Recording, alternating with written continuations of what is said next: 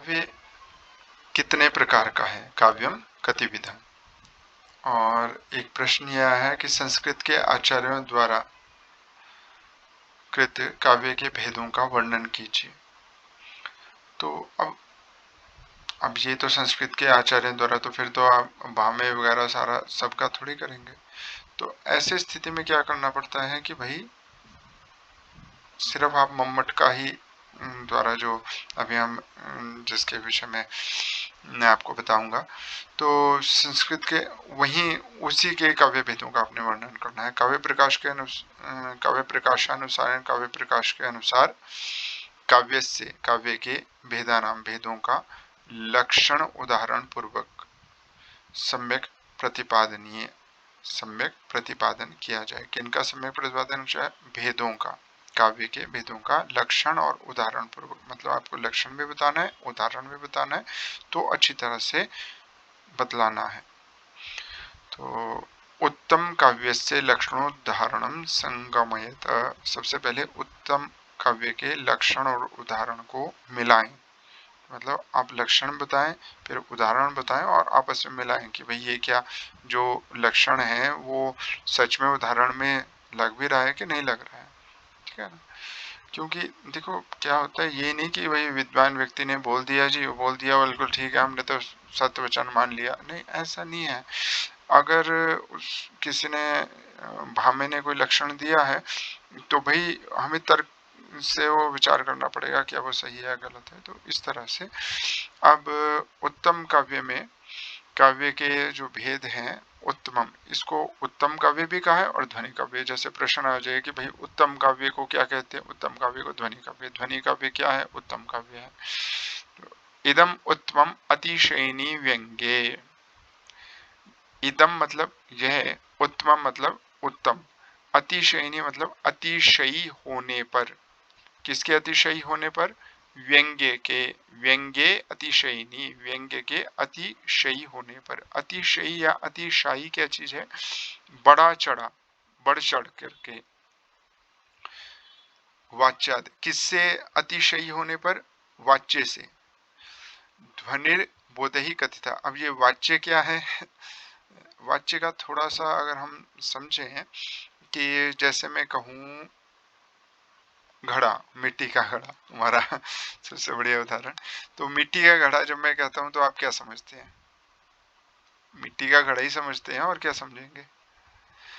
पर अगर कोई कहे मिट्टी का घड़ा घर में आ गया और उस समय किसी की मिट्टी का घड़ा आने वाला है, और उस समय मान लीजिए कोई डेथ बेड पे है, मृत्युशैया पे है, तो उसका मतलब क्या समझा जाएगा? जो हम लोग सनातन धर्मावलंबी हैं, भारत में रहने वाले, तो उसका मतलब ये होता है कि भाई किसी की, उसकी व्यक्ति की मृत्यु होने ही वाली है, और अब जो है इसलिए मिट्टी का घड़ा आएगा। तो कहने का मतलब ये हुआ कि, या फिर मैं आपको कहूं कि कुर्सी, कुर्सी का मतलब आप क्या समझेंगे? कुर्सी मतलब चेयर है ना? तो चेयर का मतलब जिसके ऊपर बैठते हैं। तो अगर मैं कहूं चेयर का आदेश है, तो भाई चेयर कोई आदेश दे सकती है, कुर्सी क्या आदेश देगी? तो वहां पे उसका मतलब है कि भाई ये जो अथॉरिटी या हायर अथॉरिटी है, उनका आदेश है। ठीक है ना जी? तो मतलब क्या था? कुर्सी जिसके ऊपर बैठा जाए, कुर्सी का आदेश है, मतलब कुर्सी जिसके ऊपर बैठा जाए उसका आदेश है, वो तो आदेश दे ही नहीं सकती है। तो यहाँ पर जो है वो अर्थ नहीं लग रहा है जो कि वास्तव में अर्थ है, वाच्य जो है, परंतु दूसरा अर्थ निकल रहा है। ठीक है ना जी? और जैसे मैंने आपको बताया कि उसी तरह से मान लीजिए कोई कहे शाम हो गई, तो अब शाम हो गई का सीधा मतलब है कि अब दिन समाप्त हो गया, और अब जो है रात्रि कुछ समय बाद हो जाएगी। परंतु अगर कोई उसे कहे या वो कहे जिसको मतलब जिसका पुत्र या जिसका पति घर से बाहर है और कहीं शाम हो गई तो मतलब या तो वो आने वाला है, ठीक है ना। तो कहने का मतलब ये हुआ कि व्यक्ति की वजह से, व्यक्ति विशेष की वजह से या देश काल की वजह से या फिर कुछ और कारणों से जो है अर्थ जब वो ना निकल के कुछ दूसरा अर्थ निकले जो कि वास्तव में अर्थ है। वास्तव में क्या अर्थ है? जब मिट्टी का घड़ा बोलते हैं तो मतलब मिट्टी से बना हुआ घड़ा, ठीक है जी। पर उसका अर्थ जो है किसी और जगह का मतलब कुछ और निकल रहा है कि भाई फलाने की मृत्यु होने वाली, मिट्टी का घड़ा आने वाला है, मतलब अब शोक का समाचार आने वाला है। चेयर का आदेश है या कुर्सी का आदेश है, मतलब ये जो हेड है उनका ये आदेश है, जो मुख्य जो है उनका प्रधान जो प्रमुख है उनका आदेश है, ठीक है जी। तो इस प्रकार से वो अर्थ ना निकल के जो कि वास्तव में उस शब्द का अर्थ है, जो दूसरा ही एक अर्थ निकलता है, उसको हम सामान्य रूप से आप उसको समझ सकते हैं, वो है व्यंग्य, ठीक है जी। और जो उसका वास्तव में अर्थ है, जैसे कुर्सी का मतलब जिसके ऊपर बैठते हैं, मिट्टी का घड़ा जिसमें आप कुछ डाल सकते हैं पानी वगैरह, ठीक है जी। तो जो मिट्टी से बनता है और मिट्टी से बना हुआ पात्र, तो ये उसका वाच्य, या फिर शाम ढल गई मतलब दिन समाप्त हो गया। तो ये जो है इस तरह से वाच्य अर्थ जो है वो अलग है और व्यंग्य अर्थ अलग है। जिस स्थिति में वाच्य अर्थ जो है दब जाए और व्यंग्य अर्थ बढ़ जाए, उसका बहुत ज्यादा महत्व हो जाए, उस स्थिति में जो काव्य है उसको उत्तम काव्य कहा गया है। काव्य कब होगा? जब उसमें, जब वह गुण सहित होगा, दोष रहित होगा, ऐसा कोई दोष ना हो जो कि उसको जो मुख्य अर्थ है, जो रस है, उसको दूषित करे, ठीक है जी। और तीसरी बात, अलंकार उसमें चाहे हो या ना हो। तो हमें क्या करना है यहाँ पर कि जो सामान्य लक्षण जो मम्मट ने दिया है, तद अदोषो शब्दार्थो सगुणावन अलंकृति पुनः क्वापि, उसको भी यहाँ पे प्रयोग करके देखना है। और इदम उत्तम अतिशयनीय व्यंग्य वाच्य ध्वनिर्बोधहि कथिता, इसका भी प्रयोग करके देखना है। तो इसका मेरे ख्याल से आपको हिंदी अर्थ बिल्कुल स्पष्ट है कि यह उत्तम काव्य है जहाँ व्यंग्य वाच्य से अतिशायी हो और इसे विद्वानों के द्वारा ध्वनि कहा गया है। इदम इति, इदम यह काव्य, बुधई, बुधई मतलब व्याकरणों के द्वारा प्रधानभूत स्फोट रूप व्यंग्य व्यंजक, प्रधानभूत जो स्फोट रूप जो व्यंग्य है उसका व्यंजक जो शब्द है, ध्वनिरीति व्यवहारकृता। जैसे मैंने सबसे पहली जो आपको जो वीडियो बना के भेजा था उसमें क्या था कि ध्वनि के बारे में थोड़ा सा बताया था कि वैयाकरणों ने क्या किया, जो व्याकरण को जानने वाले हैं उन्होंने क्या कहा कि भाई जो शब्द है उससे अर्थ नहीं निकलता, क्योंकि जैसे ही शब्द कहा इतने में तो श सुनने के बाद जब आपने बद सुना तो शब्द तो खत्म ही हो गया, है ना। तो जैसे जैसे हम बोलते जाते हैं वैसे वैसे पिछला अक्षर समाप्त हो जाता है, समाप्त हो जाता है। तो इसलिए जो है अर्थ कैसे पता चलता है? तो अर्थ पता चलने के लिए क्या होता है कि वो जो शब्द है वो ध्वनि दिमाग में जा करके वो अभिव्यक्त कर देता है, वो अभिव्यक्त कर देता है उसको, जो नित्य शब्द है, जो दिमाग में हमारे जो शब्द रह रहा है और उसका जो अर्थ फिक्स एक दिमाग में है, वो हमारे सामने स्पष्ट हो जाता है उस ध्वनि के माध्यम से। कैसे? कि ध्वनि जो है उसको अभिव्यक्त कर देती है। ध्वनि खुद तो मतलब हमारे को सुनाई दी और एकदम से गायब होगी, अनित्य है, वो नित्य नहीं है, परंतु वो उस नित्य अर्थ को अभिव्यक्त कर देती है। वो बात कही गई है कि भाई जो व्यंग्य है वो असल में वाच्य नहीं है, और वाच्य तो केवल केवल उसको अभिव्यक्त करने के लिए, उसकी व्यंजना करने के लिए उसको उसका व्यंजक है, ठीक है जी। तो और शब्द भी हो सकता है, जरूरी नहीं है वाच्य हो, शब्द भी हो सकता है। ये आप आगे जैसे जैसे इसमें पढ़ेंगे तो आपको वाच्य व्यंग्य ये स्पष्ट होंगे। तो अभी के लिए इदम इति, इदम मतलब यह काव्य व्याकरणों के द्वारा प्रधानभूत स्फोट रूप, स्फोट जैसे स्फोट जो है प्रधान अर्थ है व्याकरणों के द्वारा, वैसे ही व्यंग्य रूप जो अर्थ साहित्य में है वो उसका व्यंजक शब्द होता है। तो इसलिए ध्वनि रीति, जैसा उन्होंने ध्वनि व्यवहार किया है कि भाई वो बोलते हैं ध्वनि जो है उससे जो है ध्वनि जो है वो व्यंजक है स्फोट के लिए, वैसे ही शब्द जो है वो व्यंजक है और वो शब्द जो है ध्वनि को, शब्द जो है व्यंग्य को बताता है। तो इस प्रकार से एग्जैक्टली वैसा नहीं, मतलब बोलने का है कि व्याकरणों ने जो सिद्धांत लिया उसी सिद्धांत को लेकर के, बट उसमें थोड़ा सा फर्क करके साहित्य के हिसाब से उसी सिद्धांत को लिया गया है। तो व्याकरणों ने जैसे ध्वनि इस शब्द का प्रयोग किया है वैसे ही ध्वनि काव्य इसका प्रयोग किया गया है। ततः तन्मतानुसारी भी, उसके बाद उनके मतों के अनुसार आचरण करने वालों के द्वारा न्यग भावित, न्यग भावित मतलब दबा हुआ, ठीक है, दबाया जा चुका वाच्य जिसमें व्यंग्य व्यंजक, दबाया जा चुका है वाच्य जिस व्यंग्य के द्वारा उस व्यंग्य को व्यंजन करने में जो समर्थ है, क्षमस्य मतलब समर्थ, जो शब्दार्थ युगल है, ऐसे शब्दार्थ युगल वाला जो काव्य है वो उत्तम काव्य है।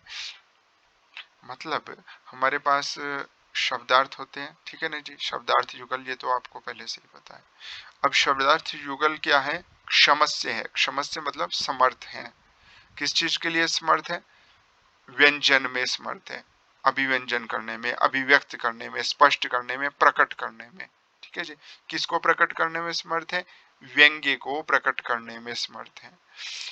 कैसा वो व्यंग्य है, जो कि दबा चुका है वाच्य को, ठीक है जी। ऐसे ऐसे शब्दार्थ युगल जो कि स्पष्ट करने में समर्थ है, प्रकट करने में समर्थ है व्यंग्य को, जो कि वाच्य को दबा चुका है, तो उस काव्य को उत्तम काव्य कहा जाता है। किस आधार पे कहा जाता है, उस आधार पे जैसे व्याकरणों के द्वारा ध्वनि के द्वारा स्फोट को अभिव्यक्त किया जाता है तो ध्वनि और स्फोट बताया गया है, तो वैसे ही यहाँ पर ध्वनि काव्य कहा गया। इसका उदाहरण है मम्मट ने जो दिया है,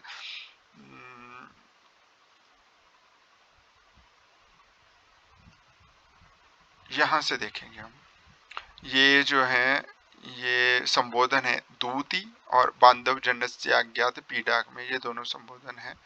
मिथ और मिथ्यावादिनी ये भी संबोधन है।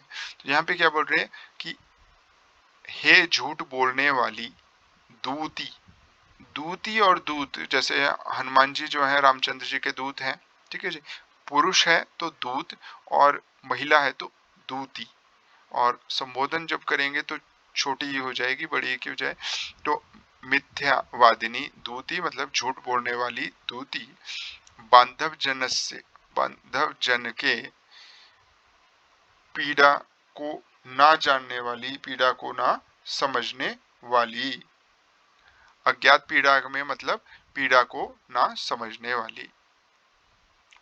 वापिम स्नातुम इतो गतासी, इतो मतलब यहां से वापी को, वापी मतलब बावड़ी को, स्नातुम स्नान करने के लिए, गतासी गई हो, न नहीं, फिर पुनः मतलब फिर, तस्य अधमस्य अंतिकम उस अधम के अंतिक, उस अधम के समीप नहीं गई हो। अधम का मतलब होता है नीच, और अधम का मतलब होता है कि जो दुख प्रयोजक कर्मशील है, मतलब जो दुखदायक कर्म करने वाला है उसको बोलते हैं अधम। तो यहाँ पर क्या है कि भाई एक महिला अपनी दूती को कह रही है कि झूठ बोलने वाली दूती, तू बांधव जन की, मुझ बांधव जन की पीड़ा को न समझने वाली है, तू यहाँ से बावड़ी में स्नान करने गई थी, ना फिर उस अधम के अंतिक, अंतिक मतलब समीप। क्योंकि अब कारण क्या है कि भाई तुम्हारे जो स्तन हैं उनका जो पुराने समय में महिलाएं जो है स्तनों पर चंदन लगाती थी, तो उस बात को बोल रहे हैं कि तुम्हारे जो स्तन तट हैं, स्तनों के जो किनारे हैं, उनमें से चंदन जो है वो जा चुका है। निर्मृष्ट राग, तुम्हारा जो अधर होता है निचला होठ, तो निचले होठ की जो लालिमा है वो निर्मृष्ट हट गई है।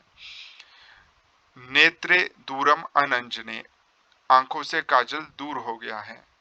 पुलकिता तन्वी, पुलकिता तन्वी तवेयम तनु, कि भाई तुम ऐसी तन्वी हो जिसका शरीर पुलकित है। पुलकित मतलब प्रफुल्लित है, प्रसन्न है, रोमांचित है। तो अब इसका मतलब क्या निकल रहा है? वाच्य अर्थ तो इसका ये है कि भाई तुम वापी में स्नान करने के लिए, बावड़ी में स्नान करने के लिए गई थी, उस अधम के पास नहीं गई थी। ठीक है जी।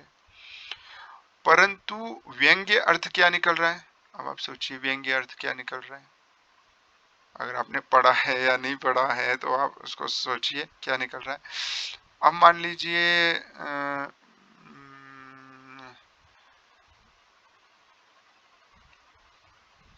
मैं ये बताऊं कि भाई वो उसे एक तरह से जो नायिका है वो चाहती थी कि भाई उसका अपने पति के साथ या नायक के साथ जो है वो भोग करना चाहती थी, उसके साथ रहना चाहती थी, और वो नहीं हो पा रहा था, तो उसने जो है अपनी दूती को भेजा, परंतु परंतु हुआ क्या, उसका वर्णन यहाँ पे कर दिया। तो अब इसका अर्थ क्या निकला है? व्यंग्य अर्थ यहाँ पे ये निकलता है, जो कि सहृदय समझ सकते हैं, कि भाई तद अंतिकम एव, उसके पास ही रंतुम गता असी, रमण करने के लिए, कि भाई उस जो मेरा नायक था उसके साथ ही तू रमण करने के लिए गई। यह किससे निकल रहा है? अधम पद से व्यज्यते। अधम जो यहाँ पे लगा हुआ है, अधम का मतलब कि भाई जो दूसरे को दुख देने वाला है। तो दुख कैसे दे रहा है कि भाई नायिका तो मैं थी, मेरे साथ तुमने रमण करना था, पर तुमने दूसरी के साथ रमण कर लिया, तो जो है इस तरह से वो दुख देने वाला है। तो अधम शब्द से निकलता है, और ये जो निषेच, चंद्रम, संतरम इत्यादि जो शब्द हैं ये उसी की व्यंजना कर रहे हैं, उसके सहायक हैं। तो अब यहाँ पर क्या है कि विश्वनाथ ये कह रहे हैं कि यहाँ पर विपरीत लक्षणा है, और यहाँ पर अर्थ कैसे निकलता है? सबसे पहले अर्थ निकलता है कि तद अंतिकम एवं तद कि वापिम स्नातुमितो गतासी न पुनस तदंतिकम, ये निकलता है वाच्य अर्थ, कि भाई तुम उसके पास नहीं गई थी, तुम बावड़ी में स्नान करने के लिए गई थी। और विश्वनाथ के अनुसार यहाँ पे लक्ष्यार्थ है कि भाई तुम उसके पास गई थी, वापी में स्नान करने नहीं गई थी, बल्कि उस अधम के पास गई थी। और व्यंग्य अर्थ ये निकलता है कि तुम उसके साथ रमण करके आई हो। ठीक है जी। अब ये जो तीसरा, ये तो हो गया विश्वनाथ के अनुसार, परंतु मम्मट के अनुसार ऐसा नहीं है। मम्मट क्या बोलते हैं कि भाई यहाँ पे विपरीत लक्षणा नहीं है, यहाँ पे दो ही अर्थ है। पहला अर्थ है कि भाई तुम वापी में स्नान करने गई थी, उसके पास नहीं गई थी। दूसरा अर्थ है व्यंग्यार्थ, जो कि ये है कि भाई तुम वापी में, बावड़ी में स्नान करने नहीं गई थी, उसके पास रमण करने गई थी। तो ये यहाँ पर अर्थ, ये अब देखिए दो अलग अलग विद्वान हैं और उन दोनों के हिसाब अलग अलग अर्थ हैं। मतलब ये एक व्यंग्यार्थ है, ये तो स्पष्ट है दोनों के हिसाब से, परंतु उसकी प्रक्रिया एक कह रहा है कि भाई लक्ष्यार्थ भी है, दूसरे ने कहा कि भाई लक्ष्यार्थ नहीं है, डायरेक्ट व्यंग्यार्थ है। तो ये इस तरह से है। मध्यम काव्य मध्यम काव्य का क्या लक्षण है, मध्यम काव्य को विस्तृत विवेचन करें। ठीक है जी, मतलब विस्तार से उसको स्पष्ट करें, बतलाएं है क्या, समझाएं उसे। तो मध्यम काव्य अथवा गुणीभूत व्यंग्य काव्य। अतादृशी, अतादृशी मतलब उस तरह से ना होने पर। किस तरह से ना होने पर? जैसे यहाँ पे बताया था कि इदम उत्तमम अतिशयनी, अतिशयनी व्यंग्य, अतिशयी व्यंग्य के होने पर। कैसा अतिशयी व्यंग्य? वाच्य की तुलना में अतिशयी व्यंग्य होने पर। तो यहाँ बोल रहे हैं कि अतादृशी मतलब अतिशयी व्यंग्य ना होने पर। गुणीभूत व्यंग्यम, अतादृशी व्यंग्य ऐसा बड़ा चढ़ा व्यंग्य ना होने पर गुणीभूत व्यंग्य जो है वो मध्यम काव्य होता है। और इसको इन्होंने स्पष्ट भी किया है, अतादृशी मतलब वाच्याद अन अतिशायिनी, वाच्य की तुलना में जो अतिशायी नहीं है। मतलब वाच्य दबा हुआ नहीं है, वाच्य भी उतना ही महत्व रखता है जितना व्यंग्यार्थ। ये है मध्यम काव्य की स्थिति। उत्तम काव्य में ऐसा नहीं था। उत्तम काव्य में उसने कहा जी कि भाई तुम तो स्नान करने गई थी, पर ये जो स्नान करने गई थी ये अर्थ ना निकल के तुम उसके पास गई थी और उससे व्यंग्य अर्थ निकल रहा है कि भाई तुम उसके साथ रमन करके आई हो, तो जो उसकी पीड़ा है, ठीक है ना, वो पीड़ा यहाँ पर एक तरह से व्यंजित हो रही है कि भाई वो बहुत ही ज्यादा दुखी है। तो ग्राम तरुणम तरुण्या नववंजुल मंजरी सनाथकरम। अब ग्राम तरुणम, ग्राम तरु को तरुणी के द्वारा, कैसी तरुणी है? पश्यंत्या, देखती हुई तरुणी के द्वारा, मुहुर मतलब बार बार, नितराम बहुत ज्यादा, मलिना मलिन मुख छाया, मलिन मुख छाया वाली हो जाती है तरुणी। बार बार जब तरुणी के द्वारा ग्राम तरुण देखा जाता है, मतलब गांव का जो युवक है वो देखा जा रहा है एक तरुणी के द्वारा, सुंदरी के द्वारा, युवती के द्वारा, और देखने से उस युवती की जो मुख की छाया मलिन हो जा रही है। क्यों? नववंजुल मंजरी सनाथकरम, कि भाई उस युवक ने हाथ में जो वंजुल जो वृक्ष है उसकी मंजरी, उसका जो कली है वो अपने हाथ में रखी हुई है। अब इससे क्या अर्थ निकल रहा है कि भाई वो ये बताना चाह रहा है कि ये मंजरी मेरे हाथ में, ये तुम देख लो, तुमने कहा था तुम आओगी, ठीक है ना। उधर वंजुल लता गृह में, मतलब एक तरह से उद्यान हुआ करता था, वहां पे लताएं होती थी और वहां पर की एक कली वो लेकर के आया हुआ कि भाई यहाँ तुम आओगी, तुमने संकेत दिया था पर तुम आई नहीं। ये व्यंग्य है, ठीक है ना। ये वो बताना चाह रहा है, अपना वो दिखा करके। जैसे होता है ना कि भाई हम किसी को इशारा करते हैं और इशारे इशारे में उसको बताते हैं, उससे उसको पता लग जाता है। तो वो ऐसे इस तरह से इशारा कर रहा है और वो समझ गई है, पर समझने के बाद मलिन हो गई है मुख छाया। ये जो वाच्य अर्थ है, ये वाच्य अर्थ बिल्कुल डायरेक्ट जुड़ा हुआ है। किससे जुड़ा हुआ है? ये जो इसका रस है, ये विप्रलंब श्रृंगार का जिसमें अभिलाष है उसके साथ जुड़ा हुआ है। और अब जब तक आप इस वाच्य को नहीं समझेंगे तो आपको विप्रलंब श्रृंगार का रस नहीं आ सकता, और वाच्य जो है वही इसमें बड़ा चढ़ा है, ठीक है ना। मतलब ऐसे नहीं कि इसमें व्यंग्य अर्थ नहीं है, व्यंग्य अर्थ भी है, परंतु व्यंग्य अर्थ जो है वो बड़ा वानी है। कि व्यंग्य तो ये था कि भाई तुम उस स्थान में नहीं आई, परंतु दूसरी चीज जहाँ पे जो महत्वपूर्ण है, जो सहृदयों को लग रही है, वो ये कि भाई उसका चेहरा जो है ना वो मलिन हो गया, उसके चेहरे की कांति चलेगी, उसको लग रहा हाँ मैं नहीं आई। तो ये जो है, ये यहाँ पे ये वाच्य अर्थ जो है ये प्रधान हो गया, ये अतिशायी जो है यहाँ पे व्यंग्य नहीं हो पाया। अत्र यहाँ वंजुल लता गृह, वंजुल लता गृह में दत्त संकेता, संकेत दे चुकी, न आगता इति, न आ चुकी, व्यंग्यम ऐसा व्यंग्य, गुणीभूतम जो व्यंग्य जो है गुणीभूत है, गौण हो गया है, ठीक है जी। तद अपेक्षा वाच्य से, क्योंकि उसकी अपेक्षा वाच्य का ही चमत्कार है, वाच्य के चमत्कारी होने से, चमत्कारी मतलब चमत्कारी होने से, किसके चमत्कारी, वाच्य के ही चमत्कारी होने से।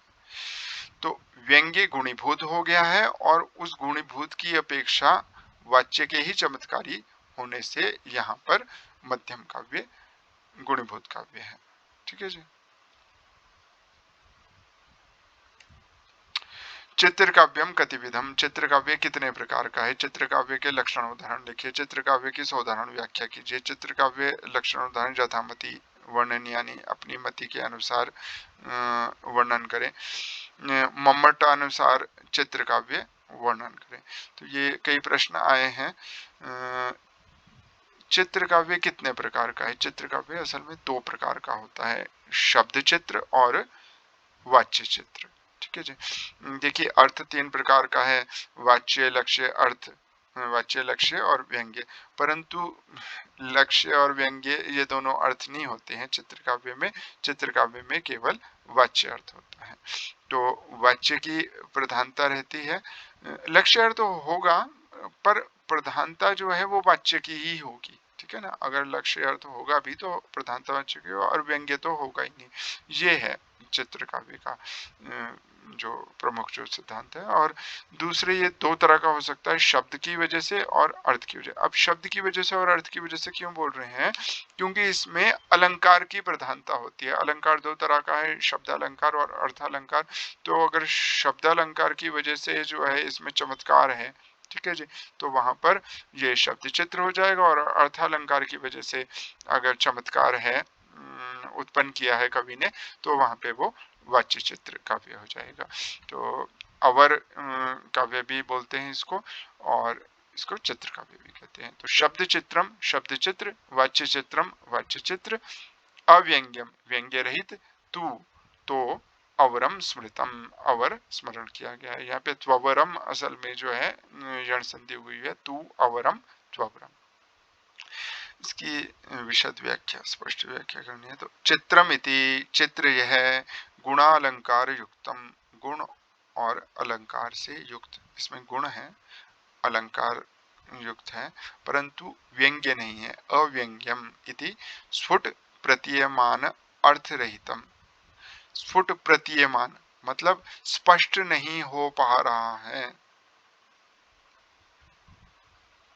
स्फुट मतलब स्पष्ट, प्रतीयमान अर्थ रहितम, कि भाई जो प्रतीयमान अर्थ है वो कहीं पर भी स्फुट नहीं है, स्पष्ट नहीं है। इसमें जो जो जैसे हम बोलते हैं ना कि भाई कुर्सी है, तो बस इतना ही अर्थ है कि कुर्सी है, हाँ ठीक है, कोई इसके अलावा कोई दूसरा अर्थ नहीं निकल रहा है, व्यंग्य अर्थ नहीं है। अगर निकल भी रहा हो तो वो कोई चमत्कारी नहीं है, ठीक है ना। पीछे तो जो है वो असल में निकल नहीं रहा है, क्योंकि अगर निकल रहा हो फिर तो वो मध्यम काव्य हो जाएगा, जैसे यहाँ पर है। तो यहाँ पर व्यंग्य नहीं होता है, गुण होते हैं, अलंकार होते हैं, ठीक है जी, जो कि कहा हुआ है कि गुण सगुणम, ठीक है। तो ये गुण युक्त होता है, अलंकार युक्त होता है, परंतु स्फुट प्रतीयमान अर्थ नहीं होता। तो ये शब्द चित्र का उदाहरण देख लीजिए, बड़ा लंबा सा, बोलने में थोड़ा सा मुश्किल श्लोक है। स्वच्छंदोच्छलदच्च कच्चुकोरच्छाते तराम्बुच्छटां मोल्छन मोहमर्षि हर्ष विहित स्नानान्निकान्नायव भित्त्याद उद्यद उदार दर दुर्दरी दीर्घा दरिद्र द्रुम द्रोहद्रेक महोर्मी में दुर्मदा मंदाकिनी मंदताम। छंद रहित केवल इसका पाठ जो अभी हमने किया, छंद से बोलेंगे तो बहुत ही बढ़िया, बहुत ही सुंदर लगेगा। ये इतना बढ़िया लगेगा कि भाई आपको ऐसा महसूस होगा कि हम कहाँ पहुंच गए, ठीक है ना। परंतु इसमें वाच्य की प्रधानता है, व्यंग्य की प्रधानता नहीं है, व्यंग्य है ही नहीं इसमें। असल में दो ही शब्द हैं, ध्यान दे, मंदाकिनी, भिद्याद। भिद्याद मतलब नाश कर दे, किसका नाश कर दे, आहन, आनाय मतलब जो है वो पाप का नाश कर दे, और वह मतलब तुम्हारे, ठीक है जी। या मंदताम, क्षमताम, आनाय मतलब शीघ्र, और मंदताम मतलब मंदता का नाश कर दे। तो ये जो है इसको अर्थ इसका ये है कि भाई स्वच्छ लहरों वाली, और अपने जो जिसके गंगा के किनारे महर्षि जो हैं स्नान करते हैं, अपनी दैनिक क्रियाएं करते हैं, ठीक है जी। और जो अपनी बड़ी बड़ी दीर्घ लहरों से जो है बड़े बड़े पेड़ों को गिराने वाली है, दीर्घाद दरिद्र दीर्घाद दीर्घ अच्छा दीर्घा दरिद्र द्रुम, द्रुम तो हो गया ये वृक्ष, तो जो उनको गिराने वाली है और उससे जो है बहुत ही गौरवान्वित है, ऐसी जो गंगा है वो तुम्हें पवित्र करे, तुम्हारे पाप का नाश करे। तो ये इसका सिंपल ये अर्थ है। परंतु जो है अलंकार के कारण इसमें तो स्पष्ट अलंकार है, शब्द अलंकार है, अनुप्रास है, स्वच्छंदोच्छल दक्ष, तो यहाँ पे तो ये बहुत ही ज्यादा जो है अच्छा लगता है, सुनने में बहुत ही सूदिंग है ये, ठीक है। जिसको बताएं विनिर्गतम, और इसमें जो है अर्थ की प्रधानता है, शब्द की बजाय अर्थ प्रधानता है। ये अर्थ अलंकार वाला है। इसमें क्या है, विनिर्गतम कि भाई निकल चुका, मानदम आत्म मंदिराद कि भाई वो जो है मानदम मतलब जो वो राक्षस हैं वो दैत्य जिसे कहेंगे, दैत्य, हाँ राक्षस नहीं बल्कि दैत्य जो है वो निकल चुका है। और कैसे निकल चुका है, यदृच्छया अपनी इच्छा से, बिना किसी कारण के। कौन, हयग्रीव जो दैत्यों का राजा है वो निकल गया है। आत्म मंदिराद अपने मंदिर से, भवती उपश्रुत्य इसको सुन करके जान करके, ससम भ्रमेंद्र कि भाई एकदम से जो है इंद्र ने द्रुत पातित कि भाई जैसे उसको पता चला कि भाई हयग्रीव जो दैत्यराज है वो अपने मंदिर से, अपने घर से जो है निकल गया है बिना किसी कारण के, तो एकदम से उसने जो है जो अमरावती है, जो देवताओं की नगरी है, उसको उसकी जो अर्गला गिरा दी। अर्गला गिरा दी मतलब जिसको बोलते हैं ना दरवाजे की कुंडी लगा देना। तो जब आप कुंडी कैसे लगाते थे पुराने समय में कि दो हिस्से हैं, लेफ्ट और राइट, दाया बाया दरवाजे के दो हिस्से हैं, उन दोनों को आपस में मिला दिया, ठीक है जी, दरवाजा बंद हो गया। अब उसमें क्या करेंगे, एक बहुत बड़ा सा डंडा सा होएगा, वो बीच में लगा दिया जाएगा। बीच में वो इस तरह से लगेगा कि भाई उसको खोला नहीं जा सकता। फिर दरवाजे को जब अर्गला गिरा दी मतलब दरवाजा बंद कर दिया उस तरह से। तो आज के समय में चिटकनी उस तरह से एग्जैक्टली वैसा नहीं करती है, ठीक है ना। मतलब चिटकनी करती है पर उसको कहेंगे वो खड़ी हुई है, और अर्गला जो है वो लिटी हुई होती है। तो शायद आप लोगों ने देखी हो। पहाड़ी भाषा में कुछ जगह इसको रागल भी बोलते हैं, रागल गिरा देना मतलब अर्गला गिरा देना। तो क्या बोल रहे हैं इसमें कि भाई दैत्यराज जो है उसका पता चला इंद्र को कि भाई वो अपने घर से निकल गया। अब जो निकल गया है तो दैत्यराज इतना डरा हुआ है कि उसने एकदम से ही अपने जो है कि कहीं यहाँ ना आ जाए तो द्वार बंद कर दिया। तो उससे हुआ क्या कि निमलिताक्षीव भिया अमरावती, अमरावती ऐसी लगी जैसे उसने अपनी आंखें जो है निमिलित कर दी। निमिलित कर दी मतलब पलके झुका ली। यही है यहाँ पे, और इसमें अलंकारिक है तो इसलिए ये हो गया हमारे पास।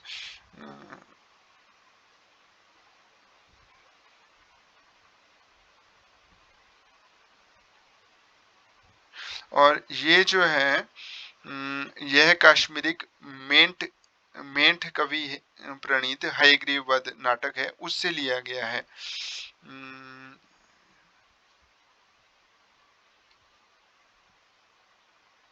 अब इसमें क्या है, विशेष रूप से उत्प्रेक्षा अलंकार का ही महत्व है। कुछ विद्वानों के अनुसार ये भी है कि इसमें हयग्रीव का वीर भाव व्यंग्य है, कहीं ना कहीं वो व्यंजित हो रहा है।